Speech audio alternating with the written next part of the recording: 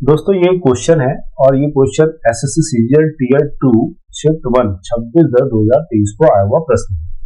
इस प्रश्न को अगर आप ध्यान से पढ़ेंगे तो उसमें लिखा हुआ है कि सुरेश, दिनेश और रमेश जो है वो एक बिजनेस स्टार्ट करते हैं और उसमें पार्टनर बनते हैं और जो उनका पैसा लगा हुआ है उस बिजनेस में वो 3:6:8 के अनुपात में लगा हुआ है। अब ये कहता है कि अगर वो अपना इन्वेस्टमेंट बढ़ा दे, जो सुरेश है वो 5% बढ़ा दे, दिनेश 15% बढ़ा दे और रमेश इसको 20% बढ़ा दे, तो अब जो है जो प्रॉफिट का जो है वो नया रेशियो क्या होगा, ये हमसे पूछा गया है। चलिए तो हम क्या करते हैं, सुरेश को मैंने मान लिया एस, दिनेश को मैं मान लेता हूँ डी और जो रमेश है उसको मैं आर लिख लूँ। अब शुरुआती जो इनका इन्वेस्टमेंट है उस बिजनेस में कितना है, इसका 3:6 और इसका है 8 अनुपात।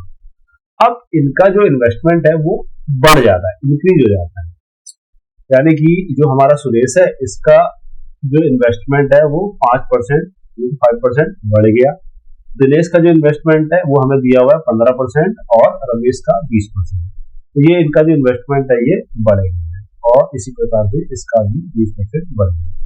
अब ये जो अनुपात है 3:6:8, इस अनुपात को अगर मैं ऐसे लिख दूं, यहाँ मैं 300 लिख दूं, इसको 600 लिख दूं और इसको 800 लिख दूं, इससे कोई फर्क नहीं पड़ेगा, लेकिन हमें इससे एक फायदा हो जाएगा। फायदा क्या होगा, जब हम ये परसेंटेज की बात कर रहे हैं, परसेंटेज का मतलब होता है 1/100, तो अगर मैं इसको 300 लिख दूं, इसको 600 लिख दूं, इसको 800 लिख दूं, इससे मुझे ये बेनिफिट हो जाएगा कि जो कैलकुलेशन होगी मेरी वो बहुत ही आसान हो जाएगी। चलिए देखते हैं कैसे आसान होगी।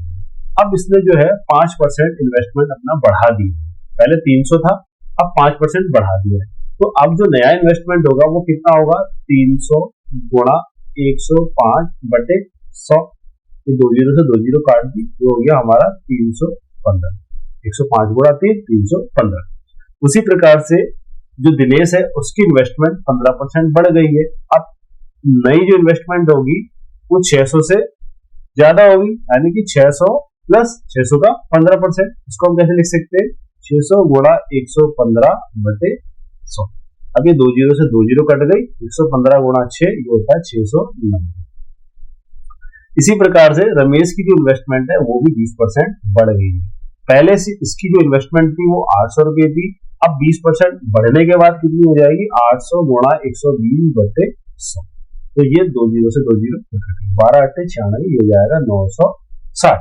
तो अब इनका जो नया रेशियो है सुरेश का, दिनेश का और रमेश का वो है 315:690:960। अब अगर मैं इसको काट दूं तो 15 से सीधे सीधे भाग जाएगा, 15 दूनी 20, 1 5, 15 एकम 21 और इसको 15 चौको 60, 9 15 छक्के 90, 15 छक्के 90, 6 चौको 60। तो जो नया अनुपात आया, नया जो रेशियो है वो कितना है, 21:46:64। ऑप्शन सी जो है वो मेरा सही उत्तर हो जाएगा।